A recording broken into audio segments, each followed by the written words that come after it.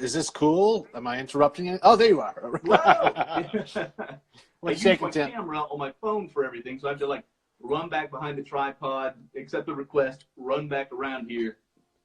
Dude, I thought we were doing casual tonight. You didn't tell me I had to dress up. This is actually my work attire. So I got home from work. This is mine. Everything's set up, and here I am. And you're not even dressed casual. You're wearing your Doug Smythe persona. So I don't know what you're talking don't about. go there with me, buddy.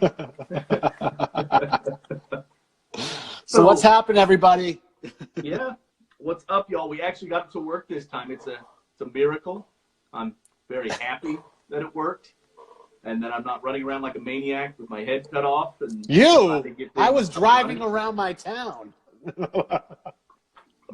I know. I remember that. You were getting in your car. You were going down the street to try to see if maybe it was a reception problem. Because I'm dedicated. Oh, right. Yeah. I just stayed here in the studio and chill. Hope for the best. So, right, yeah. Fingers crossed. That's right. What So who do we get out there? We got some people joining in now. Excelente. I just posted on Facebook, too, letting folks know that we're live. Woohoo! Yeah, so it's on, people. It's on. It is. We are officially here. So we know it's working. Knock on plastic. Fake wood. Knock on faux wood. Right? Fake wood. I've got some fake wood around here somewhere. Anyway, Okay, buddy, folks. I have my notebook. I have my pen. I'm ready to write down answers to questions as they come in and so on and so forth. How's things going? Things are going great. Kind of exhausted. We've been working on JohnFrum all week. JohnFrum related stuff. And that's been nonstop. As well as, the Big Shapes West. That's nonstop as well. But yeah, things are going. I mean, that's how I like to do it. So. Well, I mean, I know you released the interchangeable scents for the JohnFrum, like in your car, that sort of thing. You also released the shirt as well. No. With the JohnFrum logo, right? Just the shirts. The car air fresheners, these, they're not released yet. Okay. Yeah, I just wanted people to know that I've been being asked for car air fresheners since our inception for 7 years, which I actually have looked into as well. So it's been a long time coming. However, I think people wanted them. Well, I don't. They just wanted them. They didn't really care what they looked like. I've done the cardboard ones in the past here and there, but we have over 70 cents. So now you're going to pick and choose which one you're going to have produced in the little cardboard, hangy air freshener thing. This just makes more sense because with these, not only is that like 316 stainless steel, it's going to be, this is an heirloom piece for the most part. You'll be passing this air freshener down to your children, but it has these replacement pads. So the replacement felts that's so much easier for me to make, and produce and sell eventually. So this is the route we're going to go.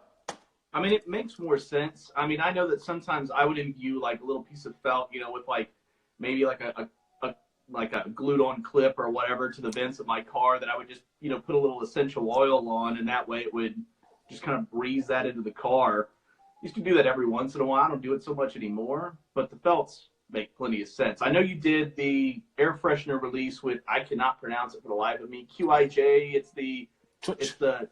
That's Klingon. That's Klingon for black ice. It is for black ice. So yeah, obviously an homage to the black ice air freshener. Right. Well, I'm curious to try the scent. I know I've been looking at it. I'm like, I don't know if you have a sample of it, but I'm considering going on the website and getting some of those because I actually do like the air freshener. So, well, yeah, it smells just like it then. But I mean, yeah, you can. It should be up there as a sample. If it's not, just email me and on the back end I can put it there because that's how we roll. Right. But this is cool. I like this. I like your new setup and whatnot. So I mean, man. It feels nice. It's nice to have a place where everything's all designated. I can do all my lives here. I can do my shaves, my product reviews, impressions. And it's got kind of an identity to it. So it's kind of nice that Tiff actually is the one that spotted the Oklahoma sign, our flag, our logo here. I feel like that really added something to it. Of course, I've got all my soaps, brushes, razors, and stuff on display. It's just nice, Yeah, but here's my question for you. I've been thinking about this since last week, or when you toyed with my emotions.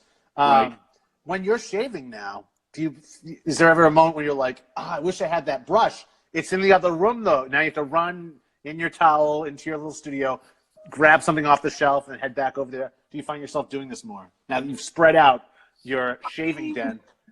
Occasionally, but what I do typically here in the mornings, because I always typically try to post a shave of the day at least once, if not twice. Yeah. I have a little table set up behind the camera you can't see that's got like a felt black padding on the wall. It's got like the marble on the countertop and stuff that I use to take my shave of the day pictures. So I'm usually coming in here to display the product after I've shaved it anyway. Okay. So I'm like, I'll just come in here. I'll usually preset it the night before, take it with me in the restroom, then come back in here, take my pictures, and then just leave it in here. So it kind of works out. Okay. Well, it sounds like it hassle, not the answer I was looking for, but right. Seems like you have it all figured out. I think the weirdest part is kind of changing from a full-fledged mirror to this little guy. Like during my like live videos and stuff where I do choose to like showcase a product actually shaving with it, looking down at the little mirror versus standing up is a little bit different. It definitely is. We use those on I'd Lather Be Shaving, and I can't use the magnified side of those things. Have you tried that? You know what I'm saying? It's just like suddenly you're right up here, like like shaving one hair becomes this big ordeal when you magnify it like 10 times with those things. Right. I'm also afraid I'm going to start a fire. No, totally. With all these lights in here, I'm always like, something's always reflecting off of the other side of this mirror, and that's the magnifying lens. So I'm always kind of you know. Okay. No, I hear that. But I'm sorry, we got a lot of wackiness going on in there, Tim. I'm reading a bunch of. It seems we have a few inventors with us today. Oh Jesus! Don't get them started. Don't encourage them. I'm not starting anything. I don't know if you saw it the other day, but I had a live with Heather over at Zingari, man, and I was showcasing different kinds of methods for bowl lathering, and man, let me tell you, the chat went off the rails, batshit crazy. I don't know what happened. It wasn't my doing. Well, I was Brian so Yost. maybe it was partially my fault. It was. I think it was Yost. The chat just it probably was Yost. I know he was drunk when he was in the chat. So you know he's that guy's a character. Yeah, he is. He's a loose cannon, that one. We're watching. He is a loose cannon for sure. But yeah, let's see. Making sure I'm not missing anything. I do know that I had a little poll going on the other day for some questions that people. I always have a little poll. Sorry. Go on. But they're basic questions before we even discuss like JohnFrum or Big Shape Swest. They're just basic stuff that I've actually had people ask me a lot. They asked some of these questions are repeat questions from the first one we tried to do. I had a couple other people ask me them again. So I'll go ahead and start off with the number one requested thing for me to bring to you was people want to see you making your soaps live. Now, I know that you've done a video on YouTube of the perfuming process, like actually extracting all the fragrance from, the process that you use for that. I watched yours on the Atomic Age Bay Rum. That was pretty cool. YouTube. Steam distillation, yeah. Yes. But people are wanting to see you make soaps. Is that something that you would be interested in doing? No. It's trade secrets, man. I ain't well, yeah, there's that. I mean, it's like I give away as much as I possibly can, but I'm not willing to give away all the keys to the castle over here, Right. Because honestly, and I see a lot of new artisans doing that. And the difference is back in the day, you go back, not that, and I say back in the day, but in the shaving world, we speak like back in the day. Each year is like a dog year in shaving as well. So 8 years ago, when we were developing our formula, we were actually developing our formula. You had to start from scratch and work with, bare ingredients back then because no one was sharing recipes in the forums at that time. It was a safely guarded secret. Now you can find shaving soap recipes all over the place. Oh, yeah. And that's why you see, and as soon as, I'm pretty sure it was the guy from LA Shaving that posted the first couple, and after that, you saw all these artisans coming out of the woodwork. It was insane. It still is insane every day. I know last year when I sent out the invite to the Big Shave East, it was over 200 artisans at the time I was sending to. I could not believe it. Wow. So, yeah. So when I see new guys sharing their recipes or having them teach everyone how to make soap, they're using popular recipes that are out there. Ours is not. Ours is totally, it's secret. It's top secret. It's our own Right. doing. It's our own creation. Because and a lot of the older soap makers that are older than 5 or 6 years old, we all created our own unique recipes from scratch, and that's what makes each one of them uniquely different. Oh, definitely. You know, where a lot of this newer stuff today is not necessarily, and I don't mean this in a bad way at all, but it's just a simple fact. So when everyone's using the same recipe, everything's similar.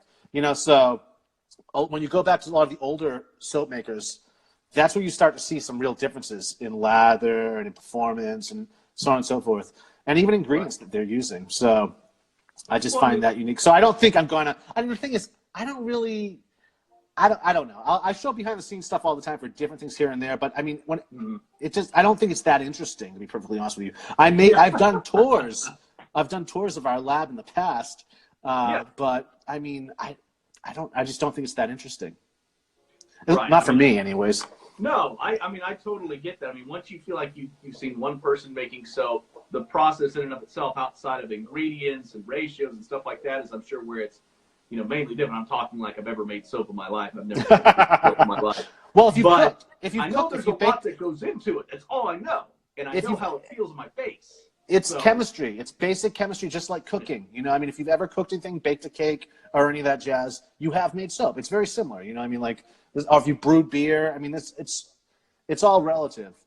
You know? So, I mean, if I burn my food when I try to cook, it's probably not the best idea to try to become a soap maker. Well, you know, practice makes you better, right? Right? We call that seasoning. You know? There it is. Well, I mean, and it's funny because, you know, I mean, I feel like the wet shaving community is really taking off. You know, now, you know, Yost and I are doing these live shaves all the time. A lot of other wet shavers are doing them, especially here on Instagram, which seems to be a new platform for the wet shaving community. I mean, it seems perfectly fit for it, just with the shave of the day stuff that we do where we're daily posting content. It's a great platform for visual candy. But you see the community really expanding and growing into other fields. But with that, you also see a lot of these over-the-night artisans offering various products, you know, soaps and aftershaves, that, you know, you're kind of questioning. You're kind of like, okay, well, did you just cobble this together with some, you know, alcohol, some witch hazel, and a couple drops of your essential oils to get the perfume in there, or what? You know, I mean, you really don't know, because there's just so many of them popping up. And like you said, with that, you're seeing a lot of these videos of people showcasing them making the product and stuff. Yeah. So it's just kind of interesting to see how things are evolving and changing. Yep. No, it's true. It's true. And I mean, it's a lot of kitchen cooks out there and weekend warriors when it comes to soap making these days. See, that's the thing too. Is like, again, when I was sending out invites last year, I didn't even count them this year, but I could not believe it. And a lot of these artisans they're hobbyists, right? So they have day jobs too. So it's like, yeah, they're working right out of their kitchen. So I mean, to me, that is more interesting to see, is what people are doing in their kitchen than what I'm doing in my lab. You know, I mean, I don't know. I mean, with everyday, you know, with your baking bowls and, I mean, stuff we used to do back in the day. We began in an apartment, in our spare bedroom in my old apartment. So that's where we started. I couldn't wait to get the hell out of there. But that's where we started. And that was some of the most interesting times. Now, you know, we're working with a lot of industrial gear and whatnot. And I don't know. Again, I do plan on doing, here's the thing. We just bought a building about almost maybe a little close to a year now, and we're finally in there now. We've moved in there once we fixed up everything up and whatnot, but we're still putting it together. When that is done and complete, I do plan on doing a tour, a walk around tour, the nickel tour with everybody on Instagram or on Facebook or on YouTube. That will happen. In fact, it'll probably happen soon, like around the time of the big shave, because I feel like we're gonna have a bunch of people down for that, and I could be walking around, you know, with Mantic or any one of those people and filming it live. But that will be coming. I'd love for everyone to see my lab and what goes on there. But again, it's like, now I gotta walk around with a piece of black tape blocking stuff. So I mean, you know, but it's gonna happen. It'll happen. A pro and a con to it, you know. On the flip side, you're like, you don't want people to see the ins and outs of how you go about the entire process, but you'd also like to, you know, showcase all the work that you put into something. The sheer amount of your efforts have yielded this new location and all these new pieces of equipment, and, you know, just the sliding fire pole. But I mean, even with that, I mean, when would you say you really first took off? Where you were doing it, you were making these soaps, these products, and you just noticed that people were buying them up in droves? Oh, that happened super fast. That was ridiculous. It was probably, I was on Etsy for about 2 months, and after that I had to buy our own platform on Shopify, and that was thanks to pretty much Reddit. Well, I mean, the thing is, again, back at that time, we were one of like 5. I say it all the time. We were one of 5. There's probably actually like right, 10, but not everyone was there and active. So it was like 5 of us that were really getting a lot of traction and play. And How to Grow a Mustache, when I came out with those large format tins for the first time, no one's seen anything like that. And that was like, I thought that would be industry standard, but when I was done with it, I was like, oh, everyone will be doing this. Never caught on. But people loved that. It blew their minds. They didn't know what the hell this was or what to do with it. And it became so popular overnight. And I really think this has to do with Reddit and maybe the Sharkologist. But I don't think Facebook was really big at that time in that way. But it seemed like it was really overnight. And it was definitely overnight. Again, we were in a small apartment doing this. And for the first time, I had just gotten back to the country after living in Central America for 4 years. I hadn't been using a computer in years. I mean, I was using it down there for design work, but I wasn't online doing business. So everything was new to us, and we had to learn really, really fast when that happened. And so that said, I also made a lot of mistakes too. Every mistake you could possibly make with an online business, I've made it. So if anyone has any questions about that kind of thing, if you're starting your own business and you have any questions on what to do and what not to do, I'm your guy to talk to. But so yeah, we were just pretty much making everything up as we went along. And this goes for the other artisans too at that time. Because we didn't have any role models in the soaping world or in the shaving world when it came to other artists to look up to or to aspire to be like. We were the guys doing it. And so we, again, making up as we went. And I'm one of those guys who never really goes by the book because I don't even know what the book is, who wrote the book. I mean, let's not it's not my book. Yeah.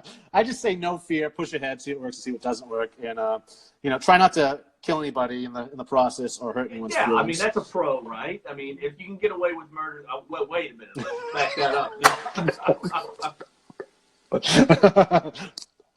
We're both nervously laughing. Yeah. We're both sitting on a pile of bodies. Right. Stay down. Right. But I mean, you've come a long way. There's a lot of demand for your product. I mean, when there's a big new release, people are talking about it. I remember when I was first really getting into the community and starting to look around for products, I remember you were one of the first things that I first saw, and that was because a lot of the time, I mean, when I was researching, I was trying to get into everything. I was going off of YouTube. I was watching videos. I was trying to see what kind of product people were looking at, what people were recommending, and I definitely remember one of the big ones that stood out to me, which ironically is a soap that I don't have, is Atomic Pumpkin. I remember when that came out, and I mean, this was a while after I had actually been into the hobby, but really starting to start buying up some artisan shave soaps and stuff like that. Didn't start until around that period of time where I had noticed that, and I noticed your advertising. I thought it was hilarious. I thought it was awesome. And it was kind of catchy because I kept thinking about it all the time. So I eventually bought like a small sample of the aftershave from you. It smelled phenomenal. I'm a huge person with like fall, winter, holiday spicy scents. And that thing was just incredible. I still don't know why I never actually picked up. I think it was just because at the time I was going back and forth between being broke and spending too much money on like shaving equipment. And so I was like, that goes hand in hand. Should I go through with it? But now, so this course, was so back this up again. I'm going to be grabbing it up. But last fall then. Yeah. Okay. Yeah, okay.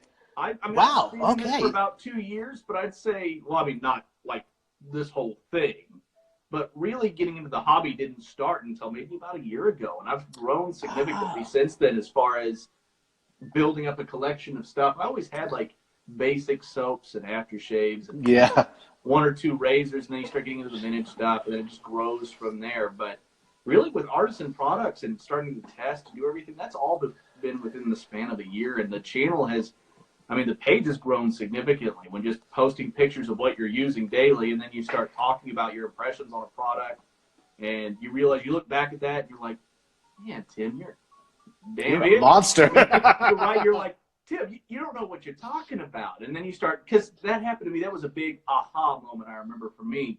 was when CK6 formula came out. I remember hearing about it, and I remember I was already just like on the train because I really liked the base CK formula. And I have Atomic HB rum. I really liked it. My girlfriend loves it.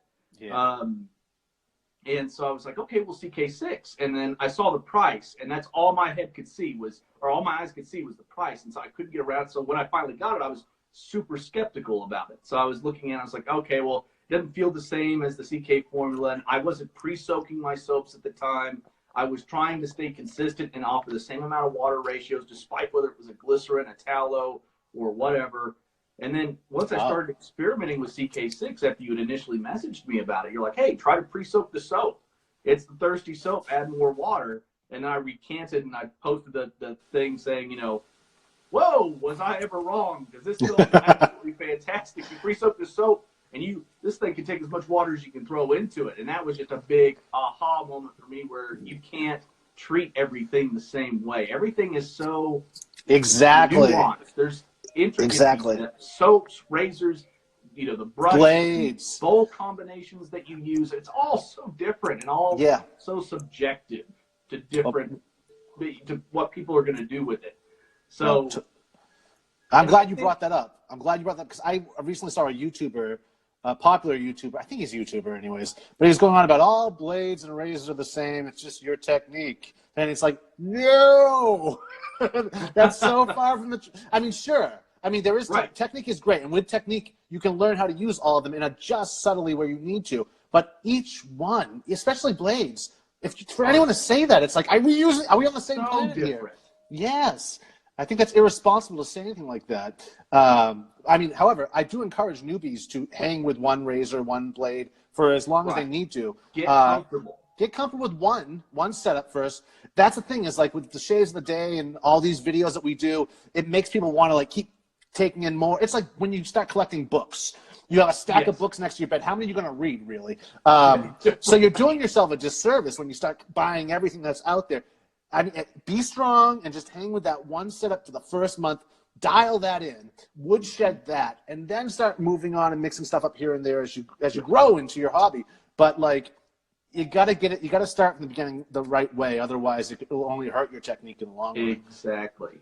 But I agree with you 100% because I think that's the thing people need to keep in mind when we're posting our impressions and our reviews of stuff. I try to remind people that this is a subjective, if not more than almost any other hobby. It's extremely subjective. My experience might not be your experience. I can say some things that are generally going to be, you know, if you do this way, you're going to get this result.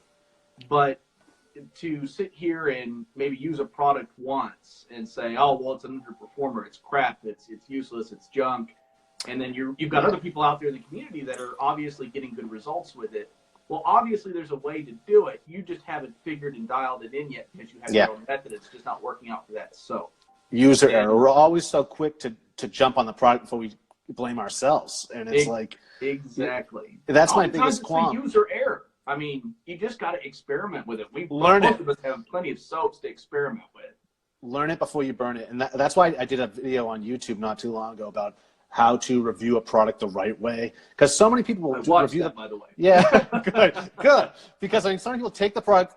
You know, first of all, they smell it right out of the jar or out of the vial, and they go, "Oh, this sucks." They don't wear it. They don't try it out. They don't really use it first, and then they do a review on it after just that instant experience. There's zero experience there. You need to hang with a product for a week at least before you turn the camera on, and or before you do the shave of the day. Yeah, this stuff sucks. Because I find out more often than not, these guys come back, if they don't toss it out, they come back a week later, or they PM me going, I am so sorry.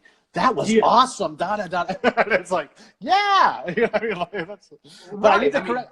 I need to say something. Though. You mentioned that does the same thing. He'll be like, you know, I've been trying this. He'll just give me soaps. Oftentimes, he travels up to New York. He comes back to Oklahoma, and he's always like, this soap didn't work for me. Let me go ahead and give you some. I'm not going to turn it down.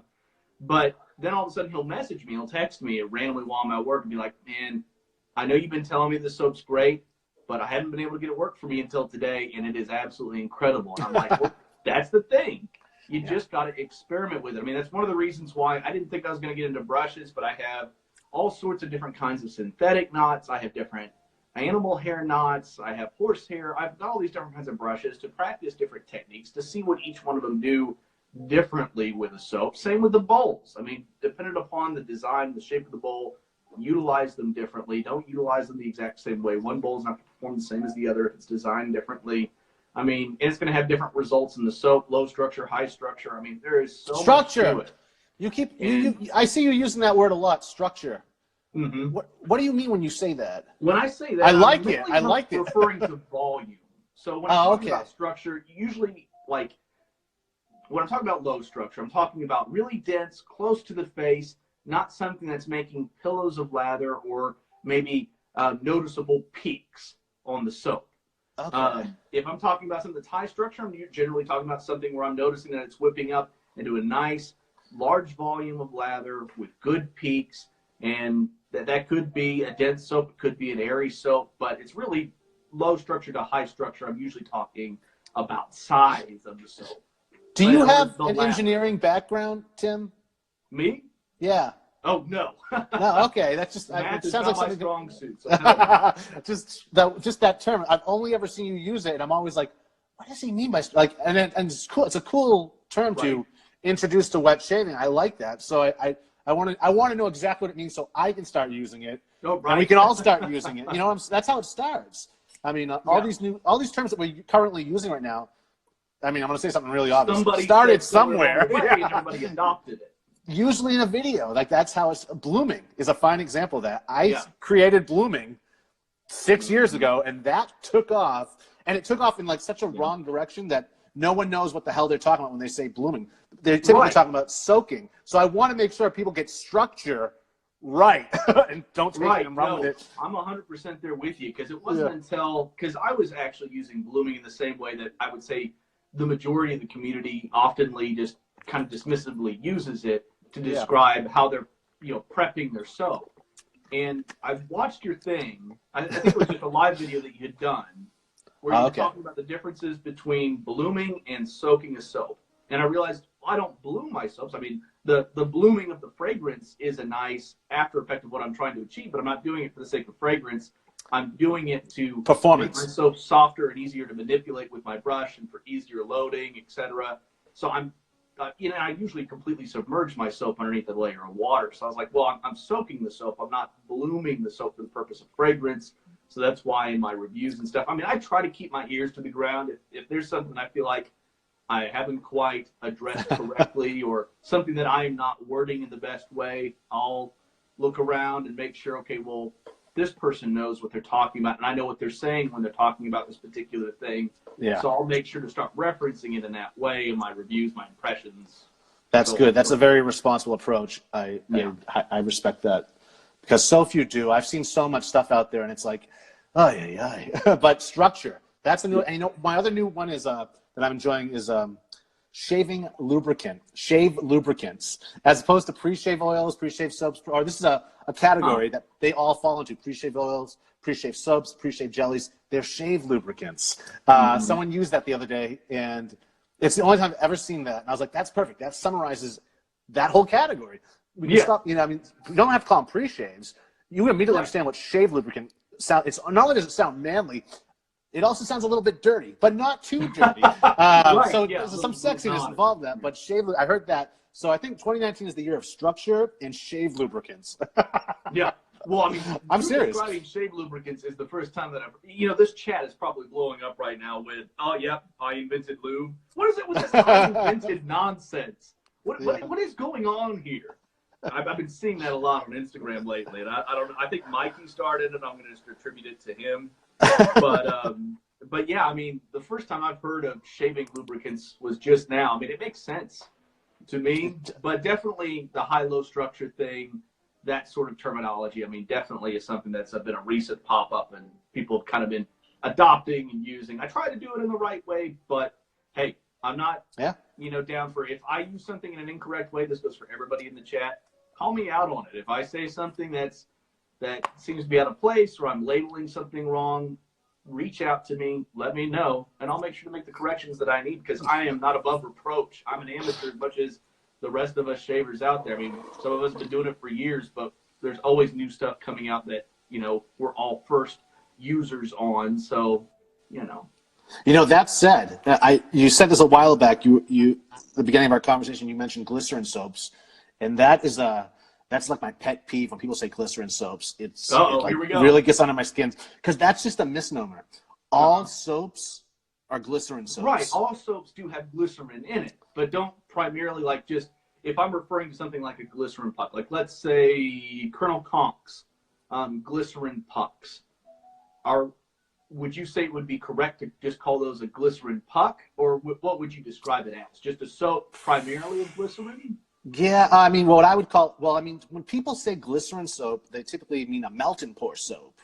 Mm-hmm. You could say a high glycerin soap, or you could say a melt and pour soap. I like the melt to pour soap. That makes sense because of course.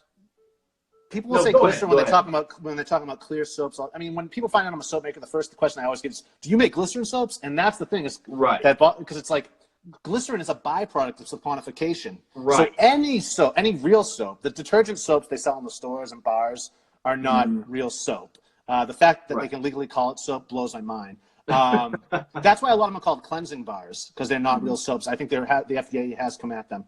But yeah, so all real soaps are glycerins. It's just like picking any random ingredient that's in soap and calling it that, which is funny. Yeah, I mean, you'll see glycerin in tallow-based soaps and specifically vegan-based. I mean, you're going to see glycerin within the ingredients list on all of these soaps if they're sometimes, because what happens more often than not is artisans may add extra glycerin to their soaps as well, which we do. But I mean, if they're new in the game and they don't know how to fill out the ingredient list properly, they may add it there. But you don't need to add it there. Well, actually, that's not true either. But sometimes people won't add it there because it's something that happens after the effect, after the chemistry. So there's that. But yes, in theory, especially if you're if you're going to go by EU standards, you do need to list. You need to listen to everything that's in the soap after the chemistry, after the magic happens. So if there's new things in there, glycerin, and that's why glycerin will typically be the second ingredient on any ingredient list, because there's so much glycerin in the soaps due to saponification. Right. So there's that. I'm sorry. I can completely understand that pet peeve, and I guess for me, it's a way for me to differentiate certain soaps. So usually I put them in for the most part, probably wrongly, in 3 categories. In my head, there's glycerin, which I think of high volume glycerin base, or high volumes of glycerin in that particular soap, something like Colonel Conk. And then I think of other products like the vegan bases, Zingari Man, CK6. These are the things that come to mind when I think vegan-based soaps. And then I think tallow. You've got like Mitchell's Wool Fat. You've got, of course, the wide variety of your tallow soaps out there. And that just kind of differentiates them for me. Those are the categories I typically put them in. Yeah. But no, I see that a lot. I refer to glycerin-based soaps as high concentrated glycerin soap. I mean, there is a high amount of glycerin. It's tough to say because, like, again, my soap, the second ingredient of my soap is glycerin, and so that's high glycerin also. But I mean, what's making it look different is just the fact that it's clear, is what throws people off. They connect that with glycerin. Like, what makes that clear is the sugars in it, and the alcohol is what is making that clear. So, which doesn't have a lot to do with the glycerin. It's just that something we've latched onto and started calling it. And we didn't start calling it that. Stores have been using this misnomer for years. You'll go to Whole Foods and you'll see the clear, glycerin soaps is what they call it. But it's just a buzzword they were using years ago for that. And I think we picked up on that and we started calling it that. But, and it's just one thing that we just have to accept that people are going to call it, and we'll know it. Right, exactly. It's just such a widely accepted thing within the community. It's just kind of, I mean, you see that with any community when they just kind of start to label certain things, however, incorrect, just to differentiate between the various amounts of products that are out there in the market for whatever hobby they're in. I mean, we're wet shavers, so of course, soaps, aftershaves, yada, yada, yada. I mean, a lot of us, you'll see that a lot with aftershaves that don't have a heavy alcohol concentration. A lot of us refer to them as skin foods typically because they've got a lot of vitamins and healthy nutrients for the skin, stuff like that. You'll see that interchanged with traditional alcohol-based, aftershave splashes. And I mean, there's all sorts of little nuances that you, of course, see in this hobby. But for sure. And a tricky, slippery slope. The term wet shaving in itself, people argue over. Yeah. Isn't all shaving wet shaving? And it's like, yeah, No. you can argue that, but it's just for us to differentiate what we do in relation to what they do, which is car strays and multi-blades, So again, when people say glycerin, I should not let it get under my skin, but I just want people to know that glycerin is not just a byproduct of saponification. It's in all of the soaps, all real soaps. Yes. Yeah. And I mean, so along that same line, I know one of the questions that another one of our viewers had was in regards to your CK6 formula. I mean, it's taking over.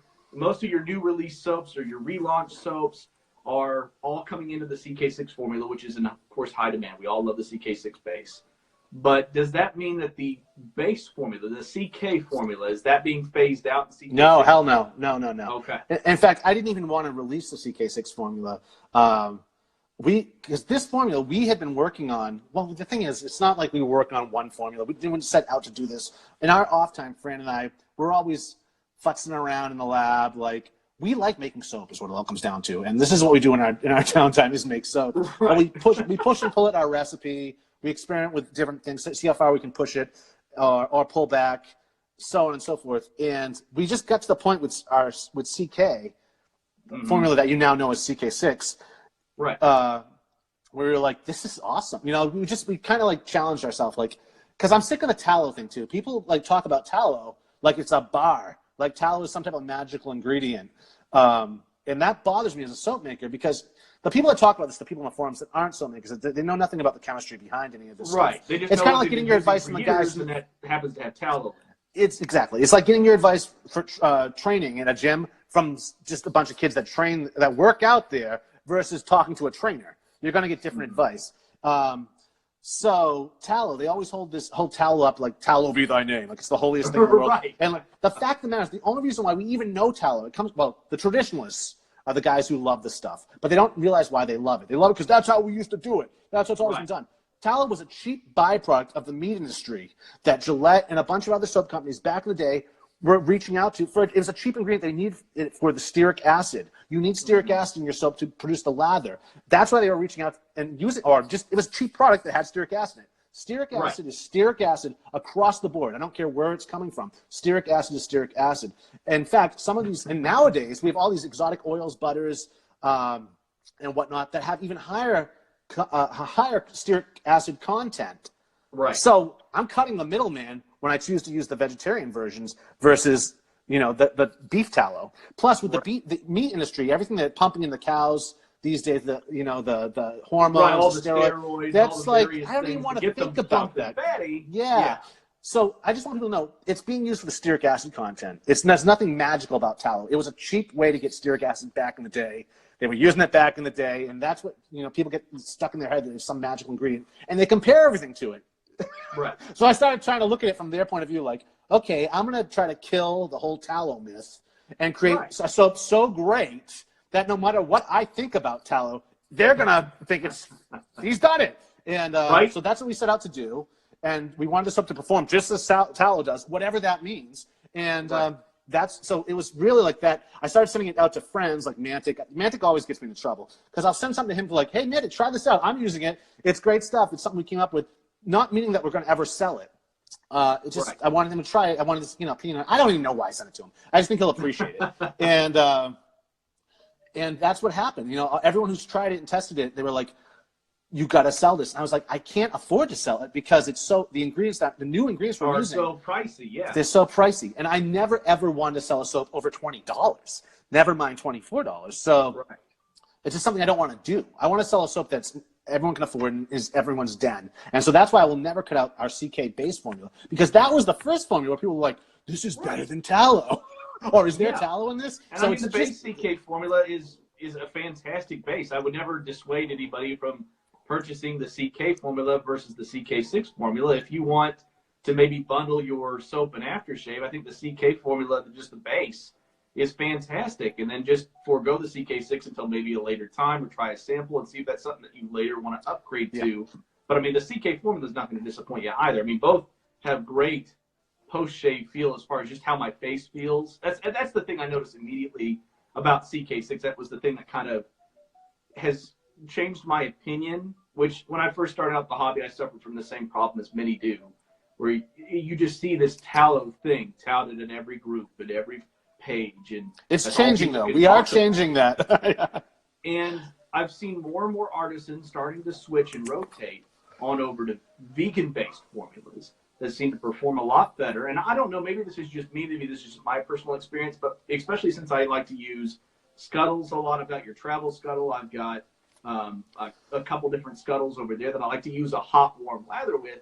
The vegan bases don't seem to fall apart in the same way that sometimes a tallow base can when it's overheated. I don't know if there's any merit to that. That is just my experience with the vegan bases over tallow. It's one of the reasons why I prefer vegan as well, other than how it feels on my face from the post shave.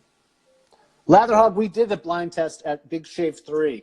We had a table set up, and no one could tell the difference. Just asking we were calling it the blind taste test, like Pepsi versus Coke. Yeah. And we were, no one could tell the difference. And that's it's purely psychological in that. So people, it's a false premise.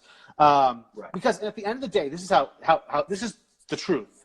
There's great tallow soaps. There's wonderful, fabulous tallow soaps, but there's also shitty tallow soaps too. Yes. There's great vegan soaps. There's wonderful vegan soaps, but there's also really bad vegan soaps too. So if you're working with a very bad vegan soap and a really wonderful tallow soap next to each other, then in your mind, of course you may easily convince yourself that tallow is But at the end of the day, it really comes down to who's making the soap. Right. And the exactly. recipe. What's the process that they use? What ingredients are they using in that soap, etc. Yeah. How much are they thinking about the recipe? That's what it all comes down to. People tend to overthink this stuff. But yeah, I just want to put it out that tallow is only ever used for its stearic acid content. And cocoa butter has way more stearic acid than tallow right there. So that's it, And then you see them adding other stuff to like lanolin and so on and so forth. But yeah, that's the basic chemistry right there. But under a microscope, stearic acid is stearic acid is stearic acid is stearic acid. And I know I was talking to someone the other day, and we were kind of having a conversation about cocoa butter versus like shea butter. I know cocoa butter is a pricier option than shea butter. What's really the performance difference that you would see between the two? Just out of curiosity. Well, in regards to using it in a shave soap? Right. Oh, well, I don't know. It can be negligible at that. After the chemistry is and everything. You're going to get similar performance from both. Well, maybe not. It really depends. See, this is the thing. This is the thing too. Is like, it's really like everyone does it differently. Everyone's process is differently. I don't know how much water Barrister Man is using in their recipe and how long they cure their soaps at fact. And they don't know how much water I'm using. And the same thing with the ratios of different oils and butters. Most people would use a marriage of a few different butters or oils. Right. And so, and that's synergistically, like, that's going to work for their recipe. But, it's tough to say, really. I'm looking more at the stearic acid and the emollient, benefits that are retained after the soap is made. And mine has always been a mix of a few different butters and oils, and now more than ever when it comes to butters. And I think it's important. No, definitely. It's just kind of a tricky thing. Like you said, it's just all about how you choose to use it, how the ratios, the whole chemistry behind it. It's a complex process that I'm definitely nowhere near venturing into. I just like to use it, so that's what I'll continue to do. But for all you aspiring artisans out there, you've got to. For all you aspiring artisans out there, maybe this is for you. For all you aspiring artisans, quit. Get out of here while you can. No, seriously, if you're an aspiring artist and you want to start, if I'm making it look sexy to you, quit now. No, no, I'm only saying that because it's so oversaturated right now. If you're actually looking to make a buck off of it, find another part of the hobby, the niche that needs attention. But there's so many other things that we need out there that you should be putting your focus on, and just dominate that small part of the niche rather than jumping in, because it's oversaturated. I don't know how some of these guys are surviving. I don't know what they're doing. A lot of them are hobbyists, I think. I think a lot of us are thinking the same thing. Unless you're in a different territory or something like that where you've got a different market you can cater to, a lot of these, overnight, soap artisans and stuff like that, there's just so many. And Yost and I talk about this all the time, especially we've started to include that in a lot of our impressions, our reviews. In an oversaturated market, you really have to be a standout. You really have to come up with an incredible formulation. You have to, really up the scent game. And you start comparing it to a lot of people that have been on the scene for, that have a good base, a good foundation, something that, that works, something that they've been working for and working towards for a long time. I mean, I know a lot of the times what Yost and I will often say when we're, looking at certain soap fragrances and scents and stuff like that, one of the things that's just a big bam for me with your products is that especially the aftershaves are such a strong scent. They carry throughout the day. I mean, I'm lucky to have the aftershave and one of your EDPs, the Atomic Age Bay Rum EDP. Oh, nice. And I mean, they'll carry you throughout the day. And so you start there's a bar and you start kind of thinking, okay, well, does this fragrance have the projection and longevity that maybe another one does? If that's what you've come to love. And you kind of just are waiting to be wowed by products that have similar performance, if not better performance. And generally speaking, I feel like we've got so many fantastic performers that it's hard for me to justify, taking a chance and jumping in and buying products from these, overnight artisans when I'm like, well, I know what works for me. I know what's a great performer. I know people that have been around for a lot longer and they're not going anywhere. Obviously, they're popular in the community, such as yourself. I mean, you've been around for what, like 7 years? Yeah. Yeah. So, I mean, and I mean, you've gone through the ups and downs, like you said. If you ever wanted advice on starting a business, I mean, you're the guy to talk to because you've been doing this for a while. So I made every mistake. Of the market. But yeah, I don't know. It does surprise me that the market is so oversaturated. I think it's just because we're seeing a boom and people really want to join and be part of the community and have options. Well, here's the thing, though, how are they making this a viable business? How are they getting by when there exactly. are so many options?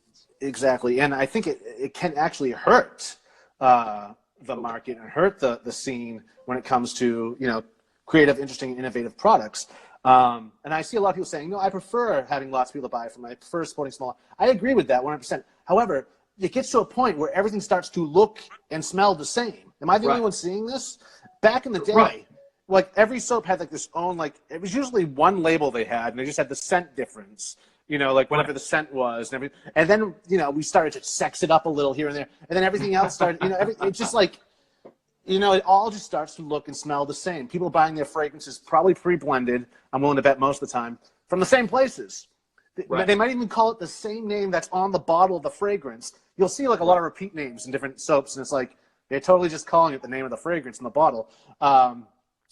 Yeah, and so, I mean, everything just starts to look and smell the same. And you'll see this too. And in fact, artisans, new artisans, if you're watching right now, listen to me. If you're coming up with your logo, do not use a DE blade and do not use a straight razor. Substitute it for a V or for an A. Like, it's been done to death by now. Also, do not use a crown in your logo. Everyone uses a crown in their logo. And this goes to YouTubers. If you're thinking about starting a YouTube channel, folks, anyone out there watching it now, don't make your last name Shaves. I feel like everyone's related out there. I got Nick Shaves, John Shaves, Rud Shaves, this Shaves, everyone Shaves. Come up with something interesting, folks, so that you stand out, so that you're a purple cow in a field of black and white cows. But I mean, everything just starts to look and smell the same, and that I think hurts it. And I don't mean to be mean or sound mean. I actually care about the community and what I see. I want to see new and interesting things out there, and I think that is just. Well, so I understand people your have concerns, your worries mirror a lot of other artisans and other people in the community, especially for those that are posting content on a regular basis, like me, Yost, JB. There's a number of other people that are aspiring to do product reviews or to go online and to make our presence known in the community. But a lot of it just comes out of ingenuity, finding something that hasn't been tapped yet and trying to change it in a different way. I know. For me, that was Yost. When I was first starting off in the community, he had this unique video and filming, like video and photo editing style that I really liked. I thought it was fascinating what he was using. And so he and I kind of started a friendship around that because I followed everything that he did. And then he and I kind of started really shaping up a lot of what you see on, the Instagram wet shaving community, because we started out with the lives. We both started out with kind of similar formats. We realized that, you know, people want education, but they want entertainment. So that's one of the reasons why I created the studio, so I could have a designated place that looks professional, but I can play music in the background if I wanted to. I can control lighting. I can up the production quality of my content, but I can offer it in a unique and fun way that maybe people aren't getting otherwise. And you just kind of have to find your own unique identity and style at approaching content to stand out in a community. Exactly. People shaving in front of the camera, and that's all they're doing. It's so key.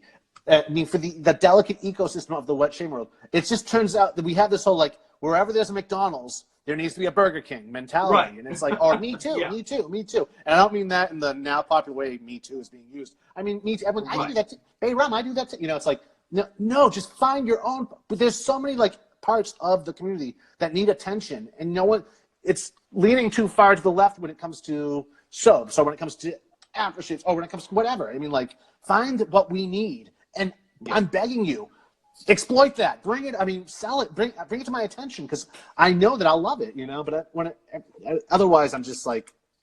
Well, and I mean, there's something to be said. Like, I know we were talking a minute ago about how, you know, the market's so oversaturated with a lot of people that are making soaps, aftershaves, that sort of thing. But one of your other specialties that you do that I don't really see a lot of others in the community doing is you bring back old classics, and you bring them back in a modern and interesting way to the masses, so that we have the availability to experience a lot of these vintage beauties that you will never see, will never get to experience. That was one of the big things for me as well, is when you brought something like the, you know, Alpha Ecliptic based off of the Walbush V5.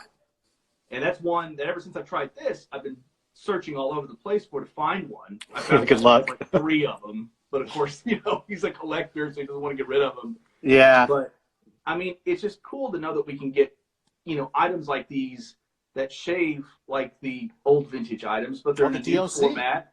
And it's just really cool to know that there's people out there that are doing these things, like the double open comb Ascension that you have. I have the stainless and I have the aluminum versions, but it's just nice to know that we can tangibly, for a good price, get a hold of these items and have them in our dens, that we can kind of experience what those shaves are like.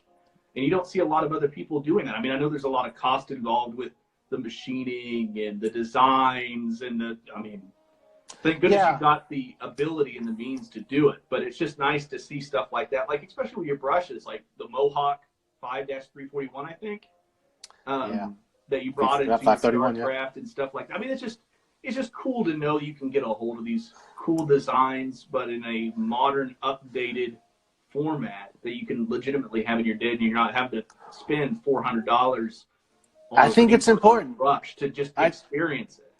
We'll lose these things otherwise. And I'm glad wet shaving became popular. I'm glad the internet became popular when it did. Otherwise, we would have lost so much when it comes to traditional wet shaving and stuff from the past in regards to traditional wet shaving, because we already have. Like, we've lost. So there's so many things. Like that bottle of spruce I have. You can't. I can't find it anywhere. I mean, like, Gillette's own archivist has no idea what it is. So imagine, like, had we waited more, I mean, it would have been lost to time. If no one ever put that on eBay, it would have been lost. So there's like that. I mean, there's so many things. But the DOC is a fine example. The DOC, that was like a lost gem. No one was talking about the grand. No one was talking about the Grand Racer at all. And now China's delivering. You know, China's Yachi. Copies. And it's like, and everyone's scooping it up. And it's like, guys, dance with the one who brung you, because otherwise, I'm uninspired. Like, why would I want to dig deep into the past, bring something back to the people, and only to have China rip it off? And it doesn't motivate me to do the research to build